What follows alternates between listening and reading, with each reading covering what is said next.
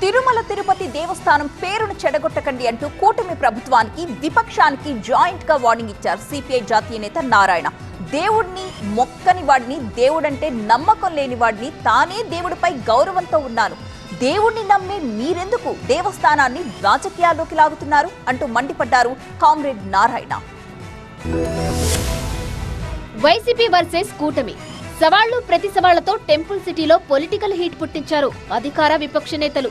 గోవుల మరణాలపై ఢీ అంటే ఢీ అన్నారు లీడర్లు. పరస్పరం ఫోన్లు చేసుకుని దమ్ముంటే గోశాలకు రావాలంటూ తొడలు కొట్టారు. టీడీపీ నేతలు టీటీడీ గోశాలకు వెళ్లి హంగామా చేస్తే వైసీపీ నేతలు రోడ్లపై పడుకుని హల్చల్ చేశారు.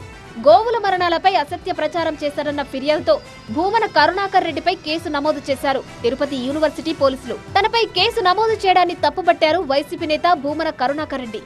గోవుల మరణంపై తాను నిజాలే చెప్పానన్నారు. టీడీపీ నేతల సవాలుకు ఇప్పటికీ సై అన్నారాయన. ఎప్పుడైనా నేను వస్తాను, నేను చర్చకు సిద్ధము. నిన్న దానికి తోడు నేను పత్రికా సమావేశంలో 170 ఆవులు చనిపోయినాయని అఫీషియల్గా ప్రకటించినటువంటిది. నా ఆరోపణ గత 3 నెలల్లో అంతకంటే ఎక్కువ చనిపోయినాయి అని. భూమన అబద్ధాలు చెప్పారు కాబట్టే గురువారం గోశాలకు రాలేదని మరోసారి సెటర్లు వేశారు టీడీపీ నేతలు. సవాల్కు భయపడి ఇంట్లో ఉండిపోయారని విమర్శించారు కూటమి నేతలు. మరోవైపు టీడీపీ వైసీపీ నేతలపై తీవ్ర స్థాయిలో మండిపడ్డారు సిపిఐ నేత నారాయణ.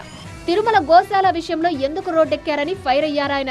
నేను చేతులెత్తి దండం పెట్టి చెప్తా ఉన్నా, రాజకీయ పార్టీలకి జరిగింది జరిగిపోయింది, ఎక్స్పోజ్ అయింది. వైసీపీలో ఎక్స్పోజ్ చేసుకున్నారు, దాని సమాధానం వాళ్ళు చెప్పుకున్నారు, అయిపోయింది. మళ్ళా దీన్ని రాద్ధాంతం చేసి ఈ అంతర్జాతీయ స్థాయిలో ప్రాముఖ్యత కలిగినటువంటి తిరుమల తిరుపతి దేవస్థానం ప్రాముఖ్యత తగ్గించబాకండి.